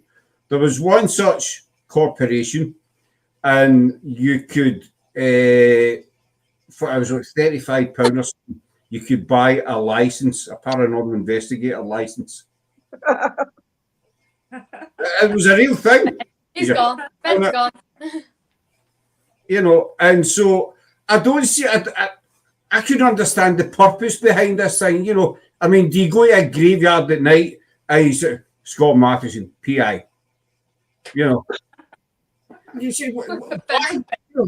And people would, I watched a couple of lives and people say, I'm now a licensed paranormal investigator. And you think, bollocks, I'm an unlicensed paranormal investigator. You know, and people were £35 or something for it. But who in their right mind is going to walk into a building and show this card? You know, it's just, you know, I'd love to see him trying in Glasgow or something like that, walking in an old theatre. I'm a PI. It's the same with this demonology stuff, though. A lot of people, they'll do a demonology course online that takes like 4 hours and costs like 400 quid. Doesn't even cost 400 quid. Usually costs about like, what, 30 quid. Now, to do a cultology course like I did at uni, it cost me round about £40,000. Wow. And took 5-6 years of my life traveling around the world. You get people that they print out their own diplomas and they walk around going, I'm a professional demonologist. Like, it's just like, you didn't need to spend 40 grand, Ben. I could have sent you the link and you could have got a license for 35 quid. I know, this is where I went wrong. All my studying in Cambridge and Egypt and everything just completely was wasted. I should have just come to you for a license. No. See when Lou finds out she's going to kill you, 40 grand. You could have 35. I mean, we'll be investigating you soon. Jen and just be up at your house hunting for you with the K2 meter and everything. But yeah, it's. This balloon again. Sorry, but the 6 demons. She says I'm ordained. Now, as I said on a previous show, I'm not an expert by any chance, by any means. But to me, an ordained exorcist, right, a qualified exorcist, if there is such a thing, you need to be a member of the church. Basically, I might be wrong. Correct me if I'm wrong. You need to be a member of the church. You know, whatever, and you need to be for a long time. To be a full member of the Order of Exorcists, as in the one from the Vatican, the general one that is recognised worldwide, you need to be a devout Catholic, and you need to be at least over 55 years of age. Well, she's about 30, so I don't know. She must be backhander or something. But anyway, guys, I'm gonna have to leave you all because I've got work in the morning. I'm not, but we'll wind up there. We're on nearly. I just noticed we've been on nearly 2 hours. Sorry, folks. I'm putting on diploma. Eyeballs are like closing. Must go get some. I go and get some coffee. Kellogg's cornflakes are doing it. Ben's away. So we'll wind up there, folks. Thanks to Ben who's gone. But thanks to Jen. I hope tonight helped you out a wee bit, Jen. Yeah, it has. All right, Ben's back. Thank you. Oh, That's bye. wrong button. That's right. Well, we're just winding it up there. Any last words on the bullying subject before we shoot off, folks, on the panel? Yeah. Pretty Yeah. much. Couldn't put it better myself. Aye, what he said. Yeah, what you Yeah. said. If a team's new, help, don't hinder. If you don't like them, don't watch them. That's Yeah. it. Plain and And simple. just before I go, Jen, just concentrate on what you're doing and don't let anybody try and bring you down. Because we've all experienced it, and it does in the long run. It makes you stronger, it makes you a better team. And you just go out and do what you enjoy doing. It doesn't matter what anybody else thinks. For your own, you're doing a fantastic job. You and your team, just keep going the way you're going. And if anybody else doesn't like it, they can go and jump on Skippy or whatever. So, you'll find Ben in the Other Dimension on Facebook and a load of other places. Yep. All right. And you'll find Jen and Jeanette and her team on Facebook and a load of other places. Instagram, YouTube, and TikTok. And Rigga, you'll find in his house because he's not well just now. Boy. But no, Rigga, Scotland's Paranormal Investigations Group, give him a look up. And Laura, well, she's one of us. We're always about anyway. So we'll wind up there, folks. And thanks for all your comments and questions and stuff. Very much appreciated. And we'll see you again very, very soon. So take care for now. Bye. Bye-bye. Bye.